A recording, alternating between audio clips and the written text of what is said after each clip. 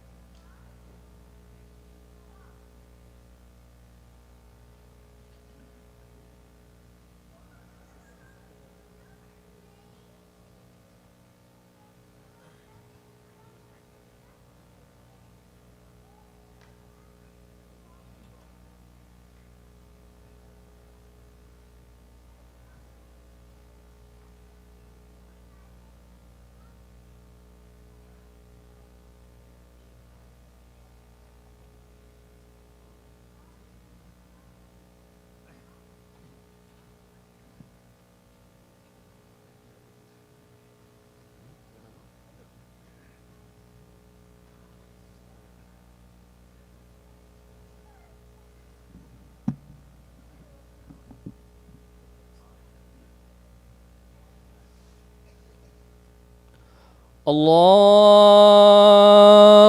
أكبر الله أكبر الله أكبر الله أكبر أشهد أن لا إله إلا الله أشهد أن لا إله إلا الله أشهد أن محمدًا رسول الله أشهد أن محمدًا رسول الله حي على الصلاة حي على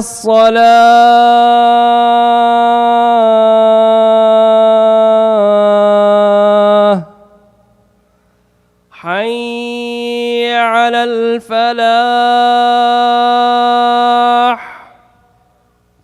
حي على الفلاح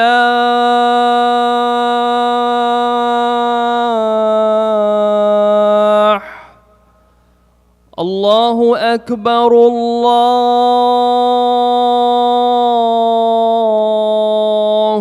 أكبر لا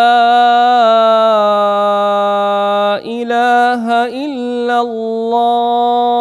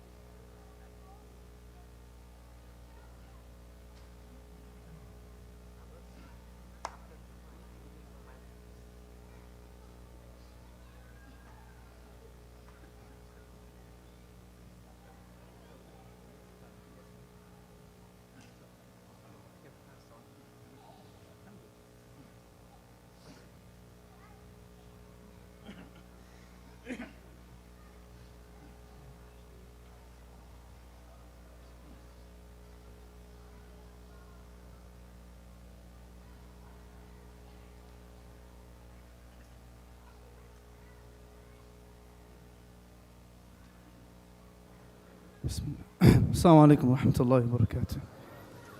الله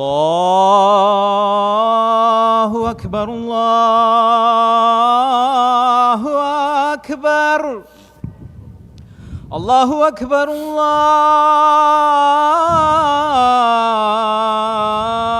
الله أكبر أشهد أن لا إله إلا الله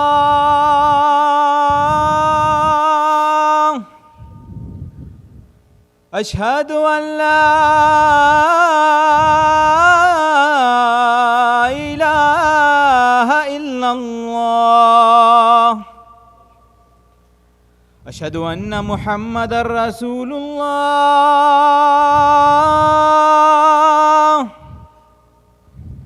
أشهد أن محمدًا رسول الله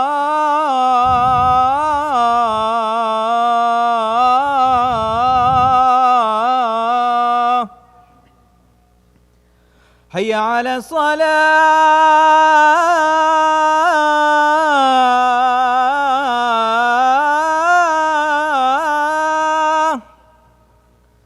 هيا على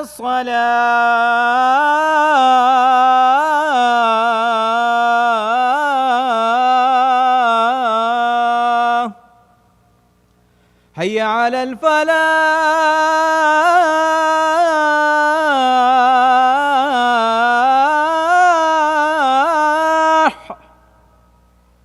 هيا على الفلاح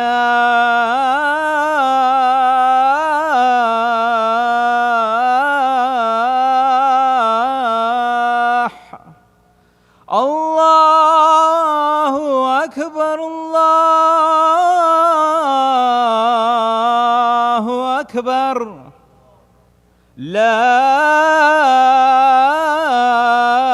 إله إلا الله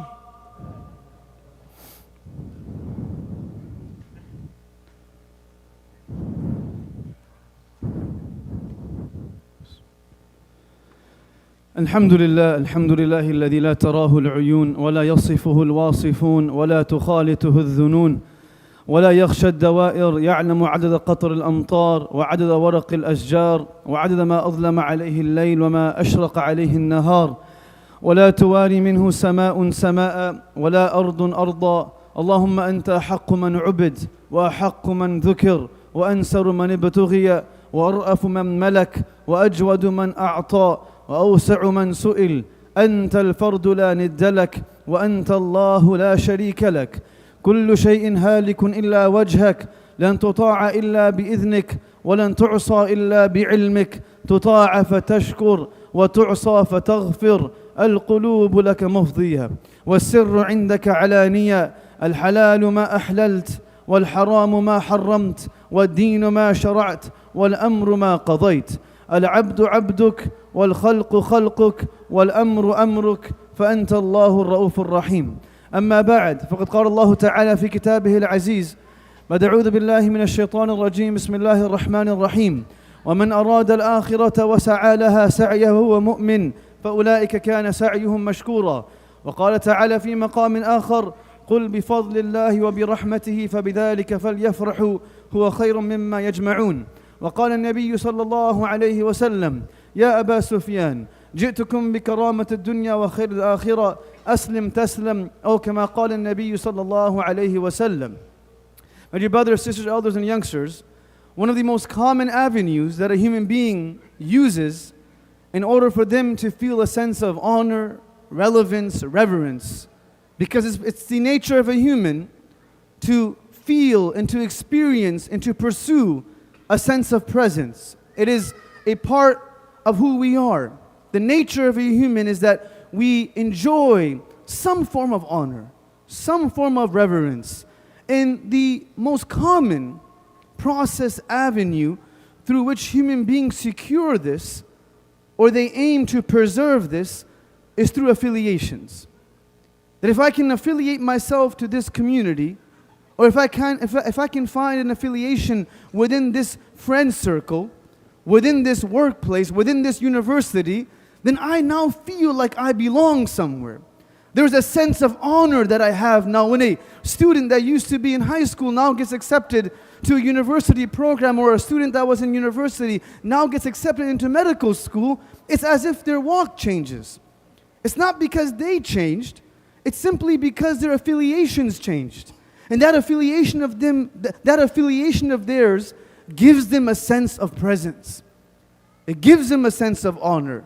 And the reality of this world is that every affiliation only benefits us as long as we benefit them. The moment we have nothing to offer, they will strip us of everything that we have given them.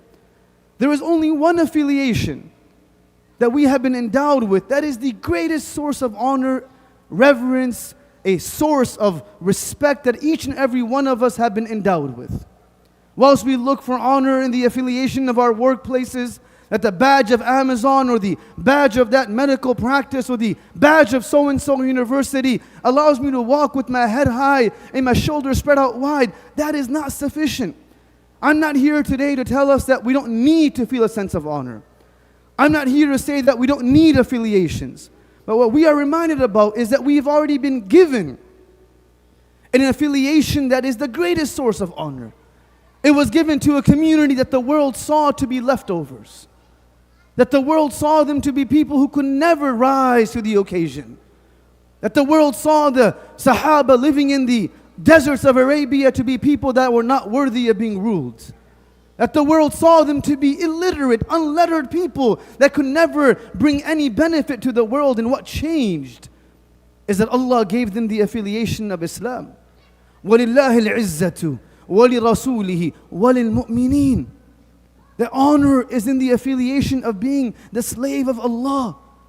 There is honor in our children recognizing that growth is in praying Fajr Salat, not simply waking up for school on time. My job as a father and a mother is not to simply be upset when the grades that they bring back home from school are lacking. My responsibility is to recognize that that brings honor indeed in the scope of dunya. But what about their akhirah? What about the life after this world? What about when they are tempted with haram in front of these opportunities that we have in the West? Will they be able to resist? Will they be able to stand tall in the opportunity of oppression? Will they be able to stand for the truth when we see a genocide happening in front of our eyes? Or rather, will they say, my other affiliations are too valuable to me? That speaking up for Gaza is meritorious indeed, but not at the cost of what I have to lose. What is an affiliation if it makes me mute? What is an affiliation if it makes me turn away from Allah? We sometimes believe that being loud is synonymous to being heard. I'll say it again. We believe that being loud is synonymous to being heard. That is not the truth. Neither is being silent synonymous of being weak. Once upon a time, there was a slave in the middle of Mecca whose head was squashed to the ground in a boulder on top of his back, persecuted in the open streets of Mecca, whose voice couldn't be heard further than the person who was leaning next to him. But when he would say Ahad, it was heard by the world. When he would say Ahad, the whisper is so low but the impact so high. Loudness is not synonymous to being heard, and silence is not synonymous to being weak. وَلِلَّهِ الْعِزَّةُ وَلِرَسُولِهِ وَلِلْمُؤْمِنِينَ. Ahad. Falsehood is so insecure that the slightest presence of truth makes it feel weak. جَاءَ الْحَقُّ وَزَهَقَ الْبَاطِلُ. Ahad. So silent, yet able to destroy the enemies of Mecca. They felt so weak, so useless, so insecure in front of a silent whisper of Ahad. We have our affiliation. وَإِذَا سَأَلَكَ عِبَادِي عَنِّي فَإِنِّي قَرِيبٌ أُجِيبُ دَعْوَةَ دَاعِ إِذَا دَعَانِ. That we are the slaves of Allah. When Allah speaks about the Prophet ﷺ going for Mi'raj and He honors him, He doesn't say سُبْحَانَ الَّذِي أَسْرَى بِرَسُولِهِ بِنَبِيِّهِ سُبْحَانَ الَّذِي أَسْرَى بِعَبَدِهِ.